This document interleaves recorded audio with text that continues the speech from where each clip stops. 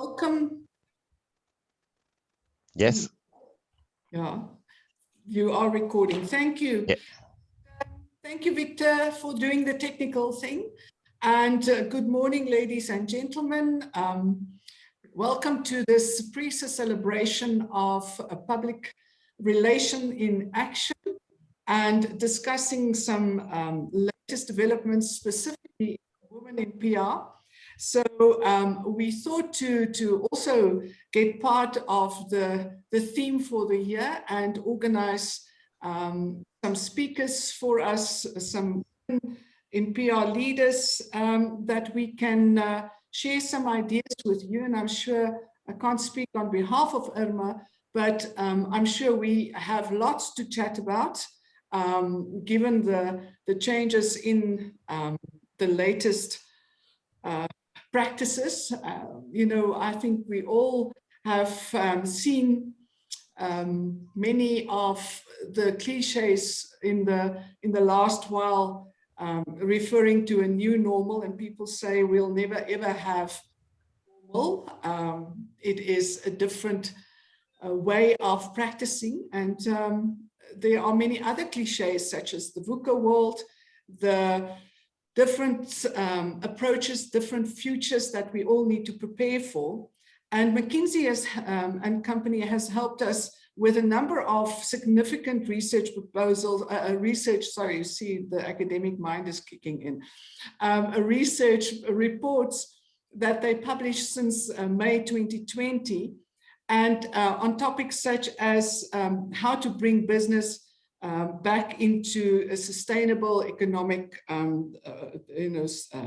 standard, and by implication, therefore, employees. Also, another report deals with future-ready organizations and future skills that citizens would need for this new world that we are living in and practicing our skills and our professions. Now, another golden thread throughout all of these reports really deals with how we reimagine a different future, and by critically looking and what type of mindsets we are using to inform our practices. So the one of the key issues that we have in our different mindsets is taking a critical look, a transformational look at how we practice our profession.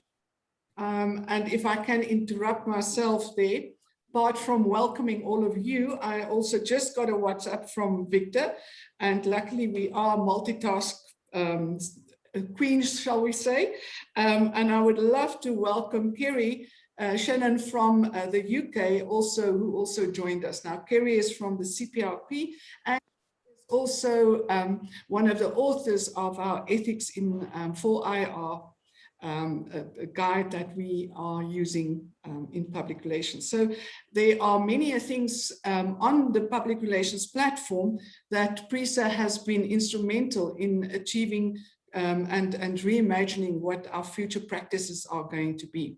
So just back to my few words of introduction.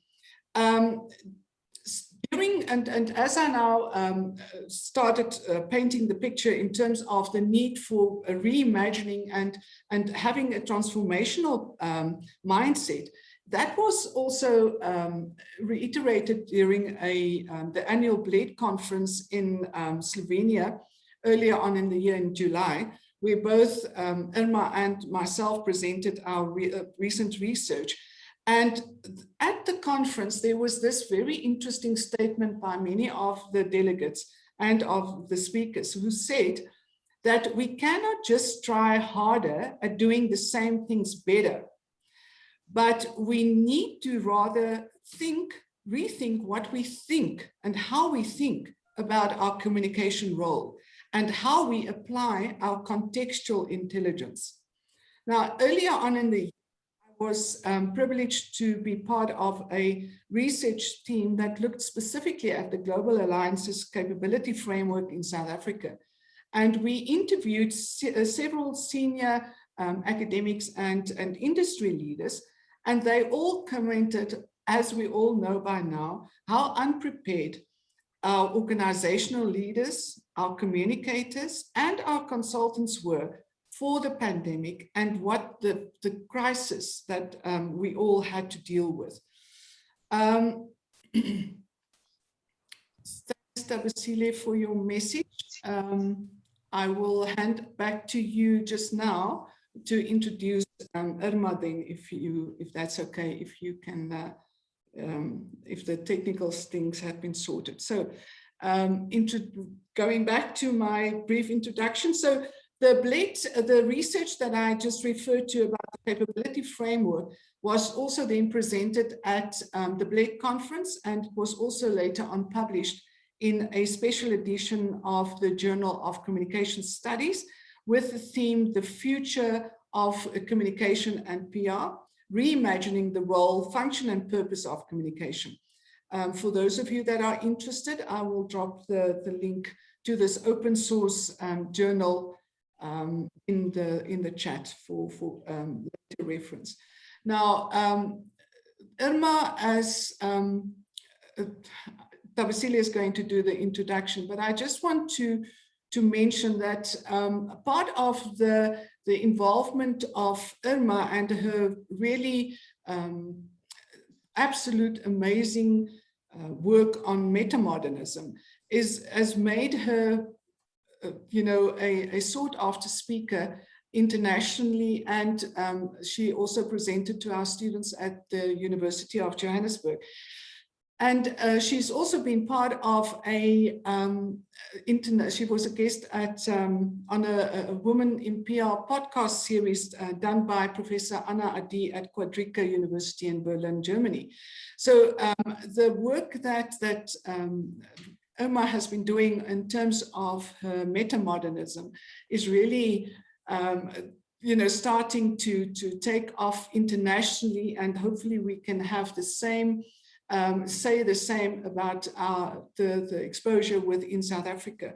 So if Thabisile is ready, you can, Thabisile, introduce us. That's wonderful to see you, Thabisile. Good morning. And good morning, good morning. Over to you to introduce Irma. Thank you so much, and thank you to everyone who's joined during Women's Month. It is indeed a privilege for us to be part of this meeting, especially with the guests that we have. Thank you so much for taking the time to be here. Most importantly, we need to take this as a milestone of the many conversations that need to take place within the PR industry amongst women, because this is an industry that's got a large number of women, making sure that we not only make an impact in the practice level, but we are able to elevate ourselves at different levels of management. But most importantly, and this is why today is very special, that we are also beginning to play a key role in shaping the body of knowledge within the PR industry. And it's therefore my pleasure and honor to introduce Dr. Irma Meyer, who is a sole proprietor of executive engagement. She has a PhD in communication from the University of South Africa. She is a specialist in many fields, including leadership communication, stakeholder relations, internal comms. She's been in the financial sector. She's been in many sectors in South Africa. But I think what we value today, Dr. Irma, is an opportunity to have an intimate session with you. For that, we are honored. And therefore, I would hand over to you, asking the colleagues that the way we would like to run the session is we would allow Dr. Irma to present, and at the end of the session, you can then either pose your questions in the chat or you can raise your hands as we wrap it up. We've got about an hour and a half to deal with this session, so please feel free to not only use this as a one-way session, but to also contribute. And on that note, thank you, Dr. Irma. Over to you. Thank you very much, Thabisile. We haven't met in person. I hope that we will have the opportunity to do so at some point in time. And thank you, Rene, for your introduction, and especially to our CEO, Victor, for putting this together, and to everyone who's taken the time to join us today. I want to say at the outset that and a part of that very impressive introduction, I think it's important to know that I'm actually not an academic. I have done some research and I enjoy all of that, but I'm a practitioner. I have been in the industry all my life, so I have a very good understanding of your frustrations, of the constraints that you need to deal with, of management's, and I'm generalizing, but management's lack of respect for our function in general.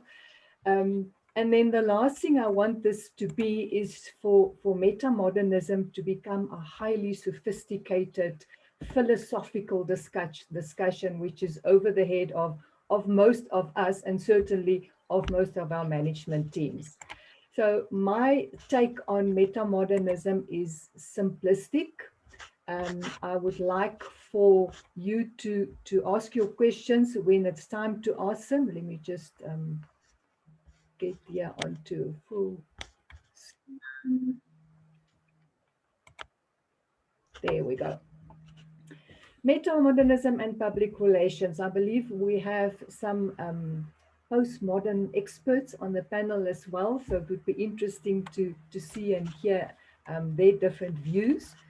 From my side, I absolutely love this quotation. It is Abramson, and it was written as recently as, sorry, I just want to change my view because your faces are now all over my beautiful presentation.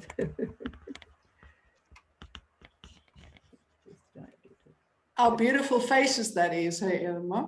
Faces are all over my beautiful presentation. Seth Abramson said, I warn you, metamodernism is one of these expansive, compelling ideas that once, if it clicks for you, you begin seeing it everywhere and feeling it explains basically everything better than postmodernism currently does. It is incredibly alluring, complex, deep, and subtle. I don't want it to be complex. I'm going to try and keep it as simple as possible for all of you so that we have a basic understanding. So what I'd like to do is unpack modernism, postmodernism, and metamodernism quickly. I must be honest, as a student, I had very little exposure, and let's be frank, that was about 100 years ago, but I had very little exposure to the philosophical concepts of modernism and postmodernism. And as a practitioner, I certainly never had the opportunity to discuss modernism and postmodernism with my executive teams or clients. So I want to chat quickly about those concepts just to contextualize them and then see how we can apply them to our industry.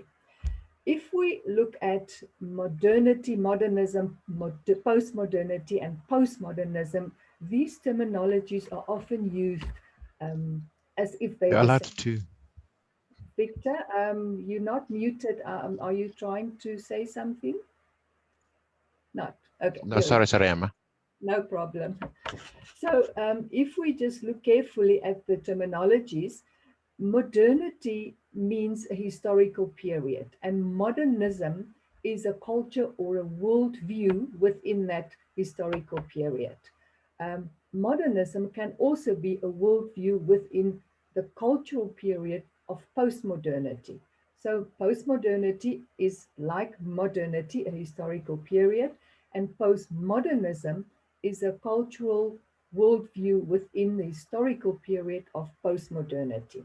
When we get to metamodernism, again, it is a worldview or a culture, probably still within the period of postmodernity. We have moved away from the historical period of modernity, and we are assumably in the historical period of postmodernity. The question is, however, have we not entered a historical period of metamodernity without even realizing it? One in which you could embrace modernism, postmodernism, and or metamodernism. So a brief overview, modernism is characterized by the following. It came after the period of enlightenment, so it started as early as the 1400s, and was basically driven by industrial revolution and discovery. So we discovered that the earth is not flat and that we can prove everything through science. Therefore, there was a very strong belief in functionality and in science and in humans' ability to reason in order to preserve human freedom, in order to progress. Modernists believe that grand theory represents knowledge. It can explain everything. We are rational, quite happily accepting master narratives, and it constructs, it builds. There's one truth, there's one way. Then in the 20th century, postmodernists said, wait a minute, we are starting to question this faith and grand narratives. And postmodernists then sort of came aboard, and it's characterized by the belief that science cannot prove everything. And I want you to just think back of the past 18 months with COVID raging. Science cannot prove everything. No grand theorizing, very self-reflective, favors social and cultural pluralism, and postmodernists are comfortable to accept and appreciate differences. In the world that we live in now, all of these things are extremely relevant. Skeptical of closure, there's no certainty, there's no control. Rene mentioned the VUCA world, the terminology that we all throw around these days. And we know that VUCA stands for volatility, uncertainty, complex and ambiguous, very postmodernistic take on things. Postmodernism prefers understanding over explanation in favor of informal and situated interpretations. Knowledge is created through the diversity of everyday life. Knowledge is fluid, ever-changing, and it deconstructs. Again, things that are extremely relevant in the time that we are living in at the moment. So if we take our minds and we consider our current public relations theories, models, and perspectives on the modernistic side, and by the way, and Rene has heard this before, I prefer to talk about modernistic trends rather than modern, because if I speak to the young people about these concepts and I ask them, are you modern or postmodern? And they look at their ripped jeans and their sneakers without laces and their nose rings, they all declare that they are very modern, which in this context, I actually mean old-fashioned when we speak about modern. So modernistic makes a little more sense to them. Back to this slide. On the modernistic side, we have the very well-known Excellence Project, and it's all based in systems theory. And from that, we have the models, press, agentry, publicity, asymmetrical two-way communication, symmetrical two-way communication. And on the other hand, postmodernist theories, critical theory, chaos theory, contingency, promotional culture, cultural economic model, and it goes on and on and on. I believe that we have made things very complicated in the PR.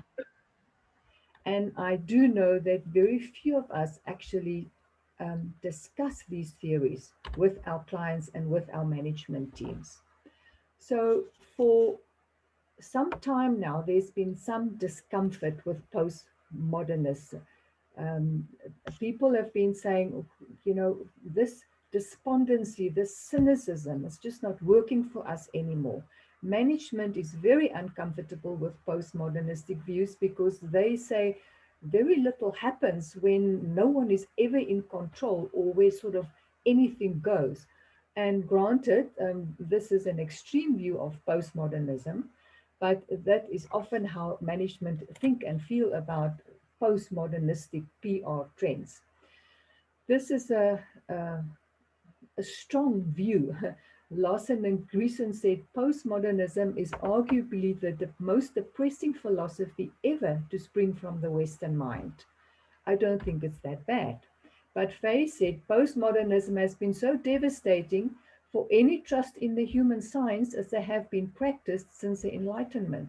So everything that we know that science has proven, we are now starting to question. This I find the most fascinating. Just considering that Albert Einstein lived between 1879 and 1955. So he was really born in a very modernistic period of modernity. And in 1929, sort of at the start of postmodernism, he said, imagination is more important than knowledge, for knowledge is limited to all we know and understand, while imagination embraces the entire world and all there ever will be to know and understand. This, to me, is a beautiful example of meta-modern mindset. I've got the science on the one hand, I've got the knowledge on the one hand, I can prove everything through that, but let's not forget the imagination, because that's going to take us a little further. That's going to help us to think differently, the different mindsets that Renee mentioned earlier. If we just look at the literature, you find all these terminologies, and they are all indications of this discomfort with postmodernism, anti-modernist, critical modernism, para-modernist, pre-modernism, modernist, postmodernist. It's getting very complicated. Neo-modernist, reflexive modernism, digimodernism, pseudo-modernism. And then I discovered meta-modernism. If we think about the organizations that we are currently working with or working within, they are by default mostly modernistic. They have to comply with legal requirements. There's only one truth. There are very, very strict hierarchies and structures in places, often a lot of bureaucracy, a lot of red tape. Process and policies are rigid. And unfortunately, despite, and Thabi, I'm sure you will have a lot to say being the head of stakeholder relations at your organization, but most still regard the shareholders' interest and the bottom line as priorities. So they are not yet shareholder centric. How do we then, as a postmodern public relations practitioner, cope in a modernistic organization? You become a meta-modernist. Let me try and explain what that means. It's not new. Solomon said there's nothing new under the sun. Well, so is meta-modernism not new. In 1975, it was already coined by Zavarzadeh in a literature work where he wrote that the sharp division between fact and fiction no longer exists. It started blurring. Vermeulen and Van den Akker really popularized the term in 2010. Between 1975 and 2010, there were a few mentions of metamodernism, very few. And I like the way they unpacked metamodernism. They said postmodernism is not obsolete. We believe it has value and it should remain, but it's taking a new shape. We should start thinking differently about things. And little did they know how relevant that would be in 2020. So they said a meta-modern worldview is a desire to make sense of the world, the modernistic side, and the doubt of the sense of it all, the postmodernistic side. And they explained it very simply by saying it's an oscillation between modernism and postmodernism. It does not mean a 50-50 balance between the two. It is a pendulum. So sometimes you will oscillate towards modernism because it is more relevant and more applicable and it's going to do the job for now. And other times you will oscillate towards postmodernism because in that specific instance, it's going to work better. That mindset is more appropriate for that specific incidents.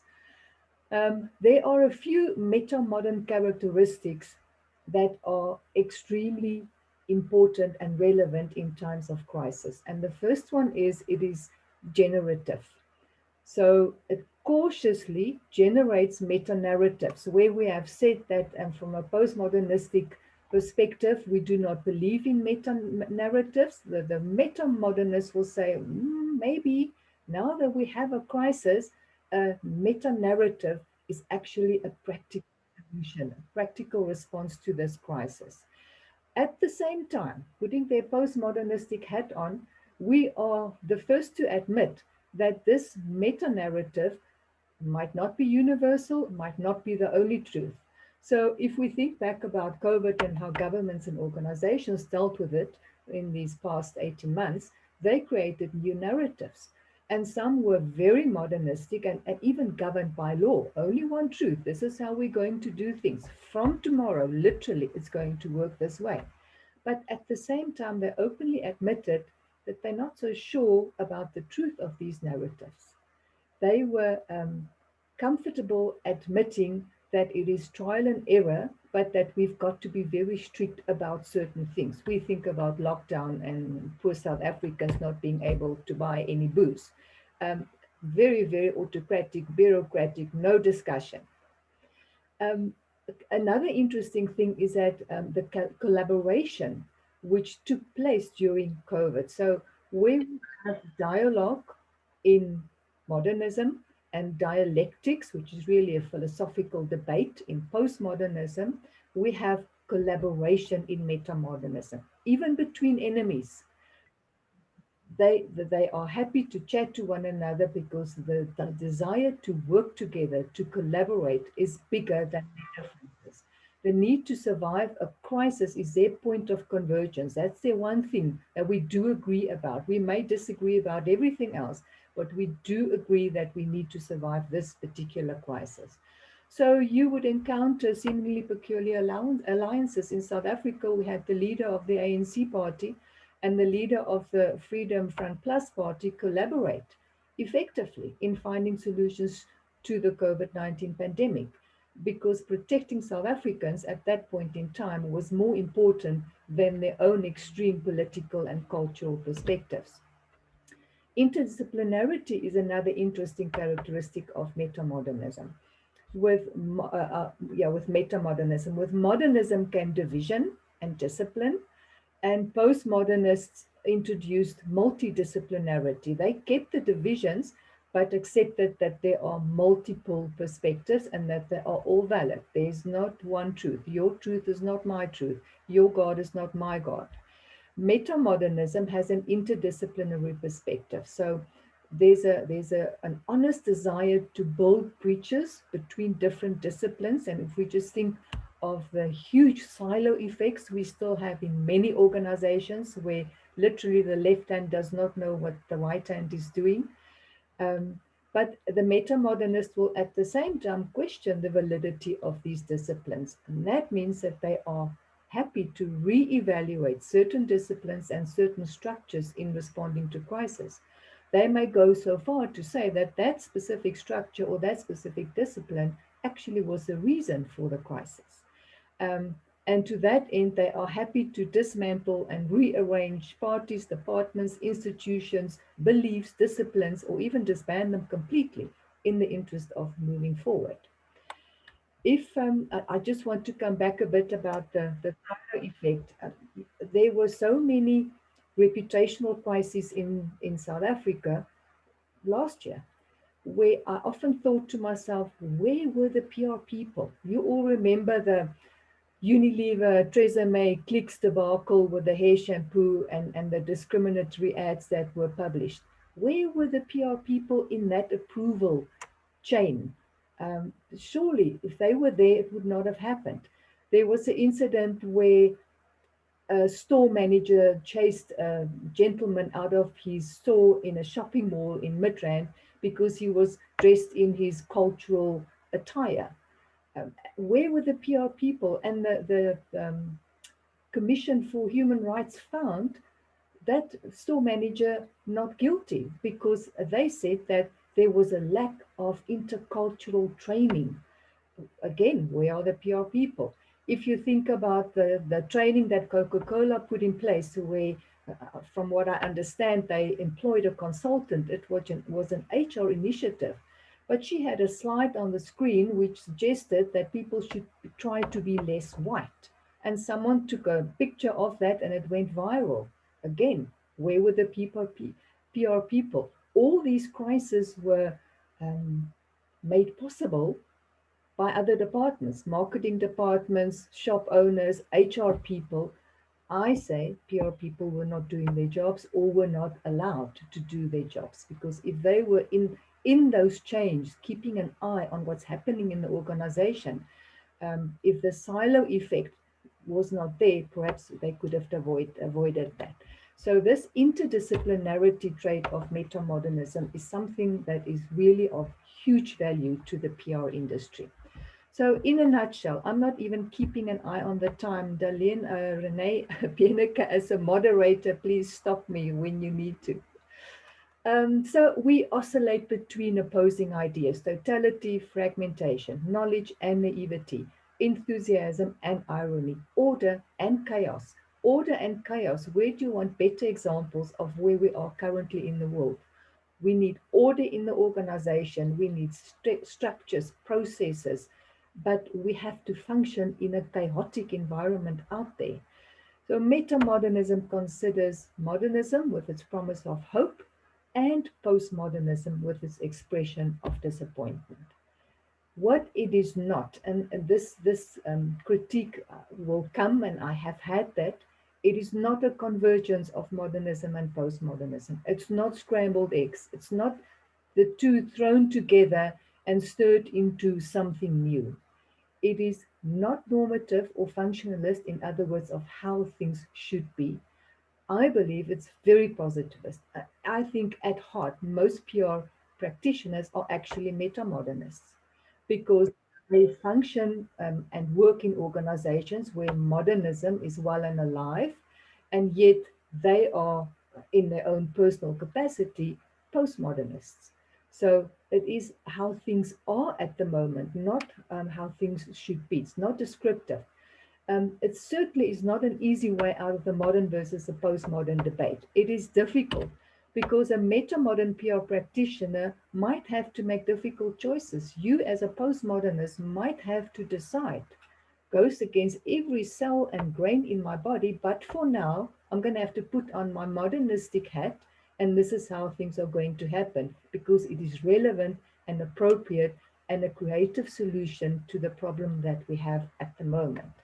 So it's definitely what is important, not a convergence of the two worldviews. It is an acceptance and respect for both worldviews. It's an understanding and a knowledge of both worldviews and a hard decision as to where we are today, literally today.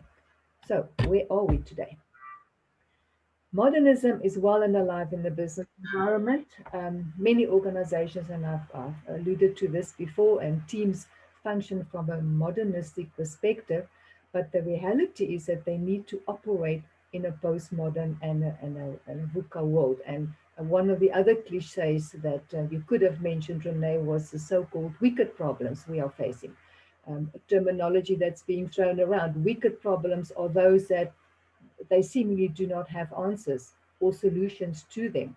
COVID is a good example. So is the climate change and whatever else may hit us in the years to come. Modernism is also well and alive in the PR world, and this may come as a surprise to many of you. But if you look at popular textbooks, yes, they do touch on certain postmodern concepts such as an activism and deconstruction, but their focus is predominantly on modernistic PR practices and theories.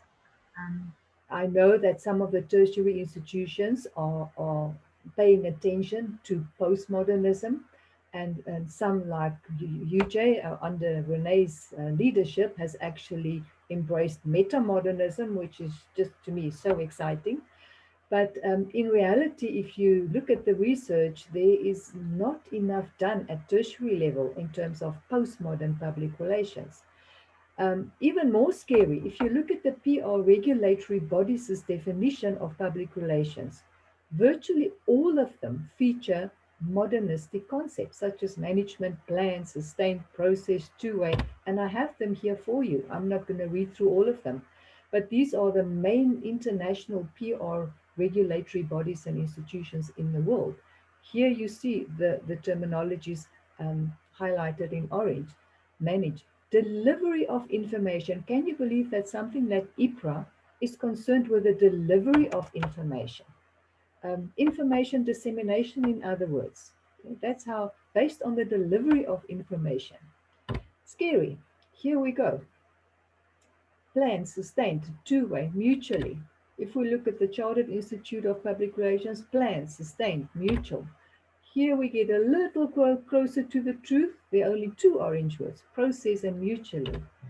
And congratulations, PRISA. I think yours are the closest to what I feel comfortable with. Um, it's the management through communication of perceptions and strategic relationships between an organization and its internal and external stakeholders. Maybe the word management is questionable because how are we possible to manage? Um, but if we put our meta-modernistic hat on, I'm very comfortable with this because we are going to do our best to manage it, even though we will understand that we are not always in control. Where does it leave the PR practitioner? If you have a purely modernistic view of public relations, this is how you will think. You'll have a strong systems theory perspective, organization as part of the whole. PR is driven by macro strategies, processes, and policies. So we go away at the beginning of the year and we sit 2 weeks and we spend some time and money and effort and we come up with a 40-page strategy and we come back to the office and we can throw it in the bin because so many things have happened. The focus is on ensuring publicity and a good reputation for the organization. It's persuasion towards the organization's viewpoint, mostly shareholder-centric. And there's only one truth, management is in control, and this is how things will be in the organization. That's a very modernistic view of public relations. On the other hand, postmodernists will say, I question macro strategies and even processes and policies. They are all just pieces of paper and then life happens. Public relations, therefore, is organic. It's done mostly intuitively.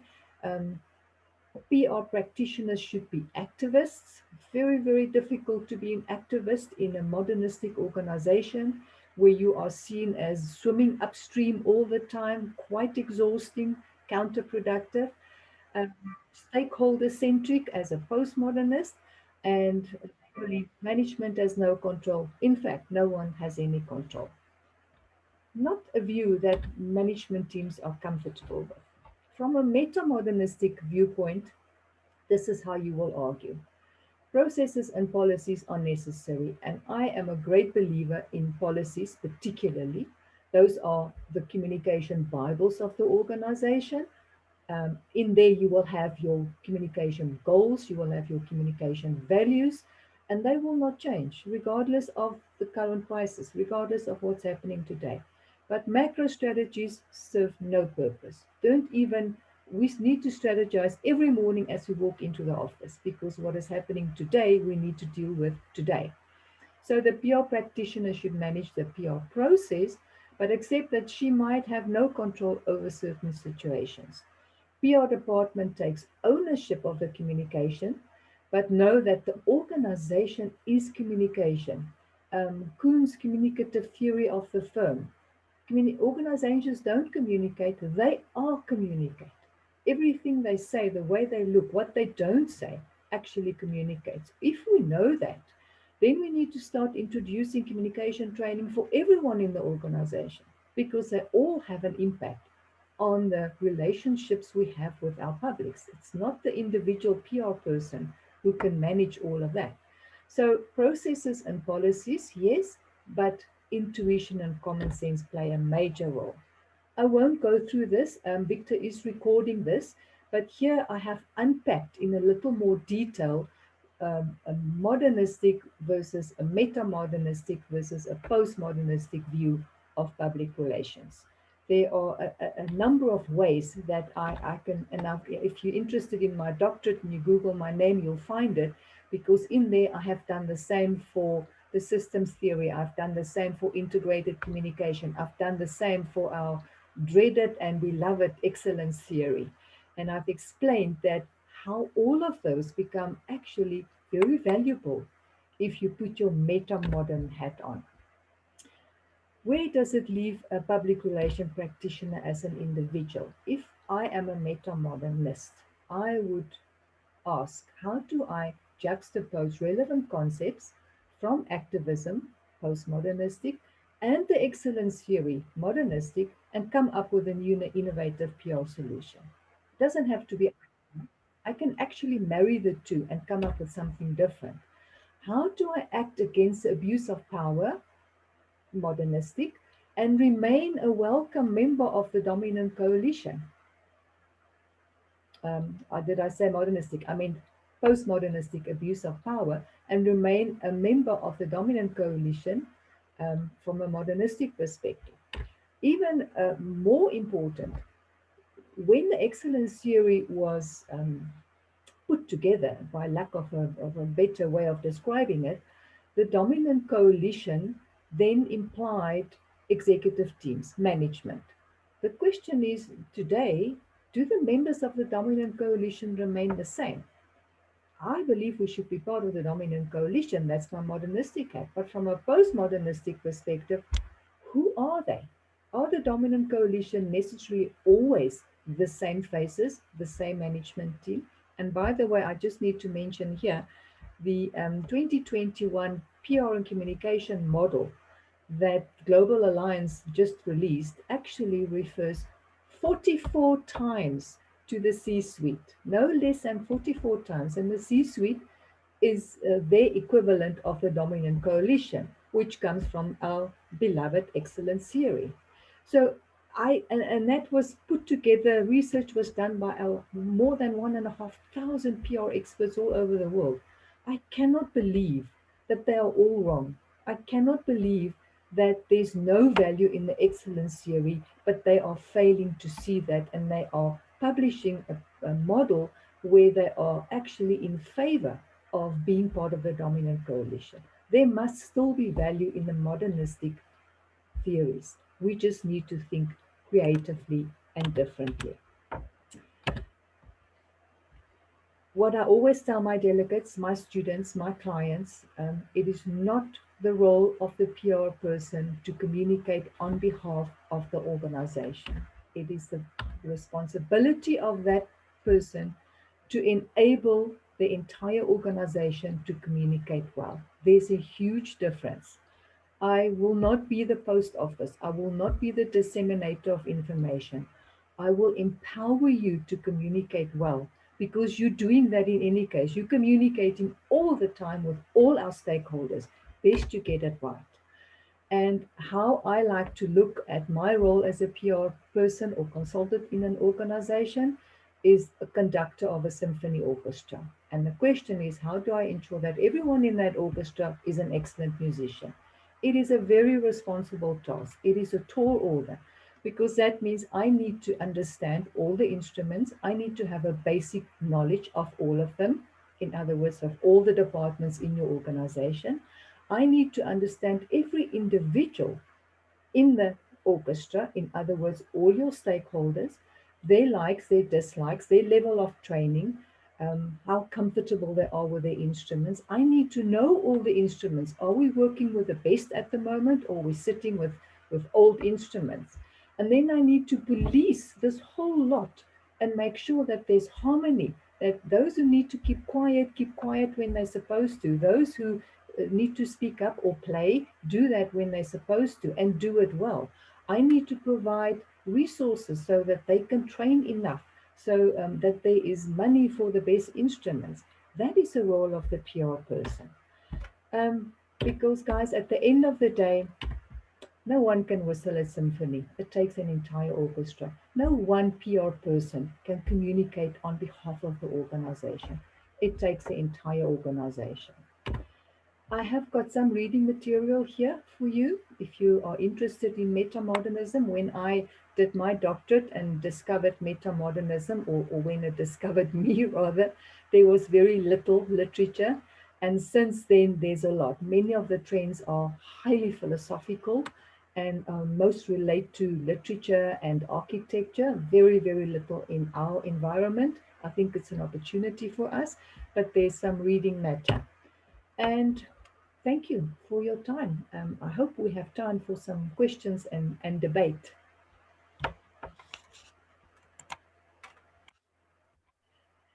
Thank you so much, for that insightful and the orchestra. And really, I'm now thinking it's a good thing that we know that we need to understand the musicians in the system, and that's such an apt way of putting it. Thank you so much. I don't see questions except for Renee's in the chat.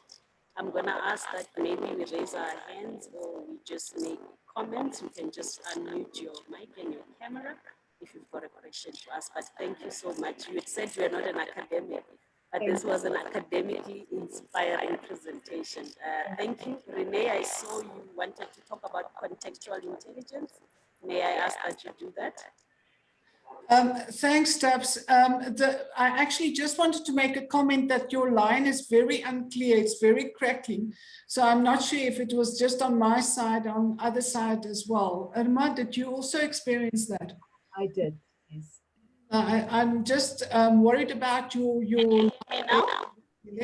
still, it's very. All right, I'll move to it. I see Clarissa's hand is up for a question. Clarissa? Good morning, Renee, Irma, Victor, Tabi, it's all nice to see you. Irma, thanks again. I think every presentation that I've attended now, I learn a bit more. I've worked through your PhD, well done on that. Read the articles, and I want to ask you today, your approach, so I gather, right, that metamodernism, as you've said to us, has come with us for a while now. I want your opinion about the focus on interdisciplinary versus transdisciplinary, and I'll tell you why. The focus in metamodernism on interdisciplinary, and if I just clarify that interdisciplinary, as we all know, where we combine or focus on two or more disciplines, but we discover something in each of those disciplines, versus transdisciplinary, where I combine them, but I can create a new discipline or a new field of learning when I focus on transdisciplinary is very important to me. Metamodernism, in my opinion, has opened the door for public relations to say, and I think your definitions of that proved it extremely well, that this field has completely developed into strategic communicators who do a lot more than just look after image, who do a lot more than focus on dominant coalition, because the dominant coalition actually sits in the hands with a guy with his cell phone, constructing my messages to my publics on a daily basis, second by second. That being said, I think transdisciplinary, I want to know why metamodernism doesn't highlight the focus on transdisciplinary, saying this is the bridge between PR, very modernist, now becoming the new emerged field of a more strategic communication focus, where we have professionals who are a lot more than just relations professionals. Because, and I'm sorry, I'm saying a lot here, but I just want to contextualize it. That then addresses your first slide that said our worldview in metamodernism would be to make sense of the world. So if metamodernism does a lot more than make sense to my world, I must add, I have come to the conclusion that it's not making sense of the world, it's making meaning of the world. And if I use that transdisciplinary approach rather than an interdisciplinary where I whop into different disciplines and come back to PR, I'm going to make meaning, as Carl Wake said, and not sense. Can I have your opinion on that, please? Thank you for that. I think you've just opened the door for a nice research and article on your part. So we're not going to steal it from you. Leave it up to you to evolve interdisciplinary to transdisciplinary. Metamodernism is very, very new. And I think as we discuss things like has happened exactly now, people come up with the most amazing ideas. I totally agree with you. I think it should be transdisciplinarity. And I have, and I'm going to make myself very unpopular here because I'm sort of motivating PR out of the equation. But the one suggestion that I have, and this is totally transdisciplinarity, is that let's can the word public relations completely. And let's establish stakeholder relations departments in our organizations, which is transdisciplinarity. And in that, we have employee relations, which could be human resources and internal communication. We have community relations, which could be CSI and what have you. We have investor relations, we have media relations, we have consumer relations, which could be the marketing department, all under this banner of stakeholder relations. That will be a completely different mindset, because now we're building relationships with stakeholders and not trying to communicate through them by disseminating information. So I agree with you. I don't actually have answers for you, I think. Well, Irma, music to my ears. I'd love to meet you, and I think you and I and Renee must put heads together and write something because I loved your PhD. Well done. Thank you very much. Thanks. Yeah, thank you, Clarissa. We'll hold you to it as well. Prof, we've got a question that says, how do you see metamodernism creating a new meaning around activism? Yeah, that's a difficult one to answer. I'm a big believer in activism, and I've said in my podcast, it's very, very difficult to be a South African and not be an activist. You know, we are activating against many things every day, and whether it's gender-based abuse or whatever the case may be. But you have to be intelligent as about the way you go around it when you work with modernistic management. If you're going to go in guns blazing, you are not going to be the popular person in the organization. So the challenge is to find, know your stakeholder. And Toby, you, the head of stakeholder relations, know that's the one golden rule is know your stakeholder. We're quick to preach that to our clients, but do we actually know our stakeholders? Do we know what management view is, how conservative they are, how modernistic they are, and how do we need to communicate with and to them so that we touch their hearts and souls in our effort to be an activist? Quite a difficult thing, but I think there are ways and means to actually achieve that if you are more subtle, not so loud, more intelligent about it. Thank you for that. Are there any further questions or comments for Dr. Irma? Anyone?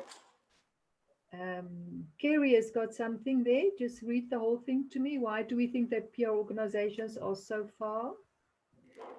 Yeah, it just comes.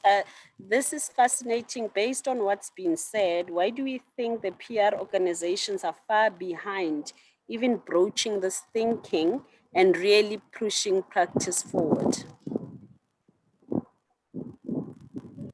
Kerry, nice to speak to you. We also haven't met, but it sounds as if you have made inroads into what Renee and them are busy with. We probably have ourselves to blame. I think we have fallen into the historical trap of what PR was with those 4 initial models. And the one major concern I have is our lack of accreditation, where anyone who wants to sell the latest bologna in a supermarket on a Saturday morning may call him or herself a PR person. So that is a big part of the problem, I think. I do believe that. And we have allowed management to control us instead of us controlling them to a large extent, where they tell us what we should be doing.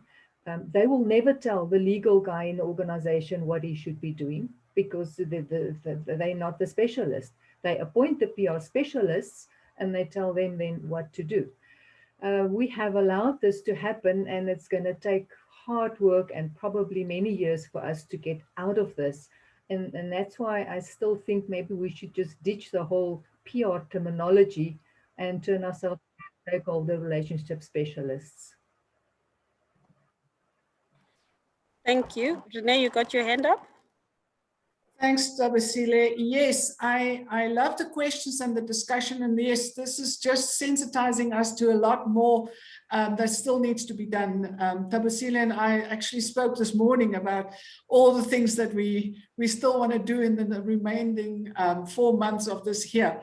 But Kerry, just also from my side, your question is quite interesting. And I think like all industries and like all ordinary citizens that we speak about and to and of, we are in the same, as Irma said, in the same scenario of us as professional communicators, if we call public relations professionals or strategic communication, corporate comms, whatever we call ourselves, or stakeholder relation managers, professionals, we are as guilty of not transforming our thinking as anybody else that we are advising and that we are counseling. So for me, the key issue is, and it comes back to the research that we also conducted on the capability framework, and specifically then looking at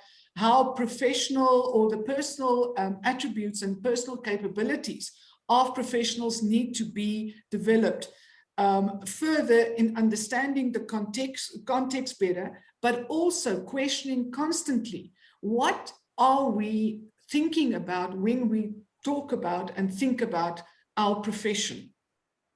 Irma has alerted to it in terms of accreditation, the question about how do we come to the round table or whatever table or the scenario as in a changed mindset, and how we then communicate about that. Those are all criteria which I believe we are at the forefront of having to change our own thinking. And Lee Edwards, one of your fellow countrymen, woman, speaks about a changed mindset as well, or changed a habit of mind. So, we need to pull in these and different forms of understanding and discussion that we have in our own industry and with our own very capable practitioners and professionals, and actually share how we interpret metamodernism and how that actually plays out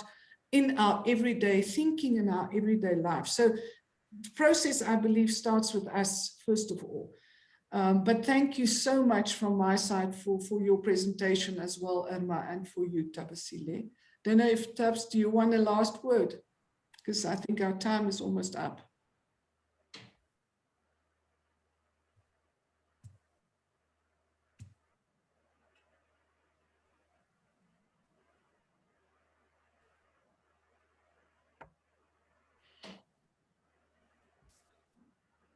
But luckily we can sign language now. We're not like when we have family meetings. There we go. Thank you. I was actually just saying something happened with my mute button. Looks like I was muted. But thank you so much. I just have one question as we close, perhaps not to answer, but a question for discussion as a profession. That is it really the change in names, or rather the modernization of PR theories to be in line with the reality of PR in this century? Because we've always kind of played with semantics. Some people go corporate comms, stakeholder relations, PR. And the truth is, does it make a difference if the body of knowledge doesn't support that shift, that paradigm shift into a new reality? And perhaps before we close, if you do not mind just making a comment on that, Dr. Irma, just so maybe it can trigger a further conversation so that as we go into it, we don't put dictionaries out, but we realize that perhaps the lack is in the body of knowledge rather than in the naming the conventions. Yeah, thank you, Toby. I totally agree with that. I would love to see meta-modern theories now being written and developed by our academics. I think maybe that is, I'll be biting off a little bit too much if I try to do that. But certainly if this thinking, this different mindset actually starts rooting itself, then it would be lovely to see a few meta-modern theories. And it does not necessarily mean new and extra theories. We already have so many of them. It would be a creative way of taking what we already have and making them workable in the environments that we currently deal with. So I agree with you. I am still in favor of the name change, but that will probably not happen in my lifetime. Thank you so much for that. And thank you, Clarissa, for your comment. Are there any last minute questions or comments before we close? Going once, twice. On that note, firstly, let me thank everyone who has made the time to join us today. It's really a pleasure. It is Women's Month, and I'm hoping it's one of the many conversations that need to take place professionally and beyond Women's Month. But also let me thank Victor for putting it together. Our CEO, you've done a great job in just making sure that some of these programs happen at PRISA. To Rene, thank you so much for your moderation today. And Dr. Irma, today was a thought-provoking conversation. And as you said, we need to appreciate that we are not the musicians. We are conductors of an orchestra, and it's important that as we work in different organizations, we understand what every musician is supposed to play, and this begins to build towards the stakeholder relations approaches, because you can't be communicating everywhere. You need to enable people to communicate. On that note, thank you from all of us for making your time during Women's Month. You are really a gem in our industry. I'm hopeful that this is the beginning of many intimate women in PR conversations within the South African context. But thank you so much to all the people who've joined us from other countries. Thank you for being part of our team and collective. Together, we can make the PR profession, no, let me change the name quickly.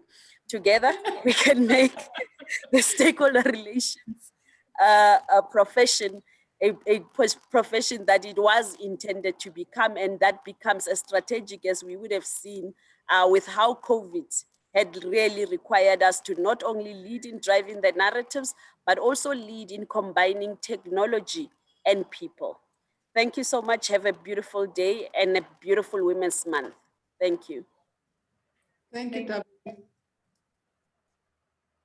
Thank you, Tabby, for those lovely words, and thank you for the opportunity, everyone. As you can hear, I'm excited about meta-modernism, and it really gives me pleasure to share it with you and to just try and spread the word out there. Thank you. Thanks. Goodbye. Bye, everyone. Bye.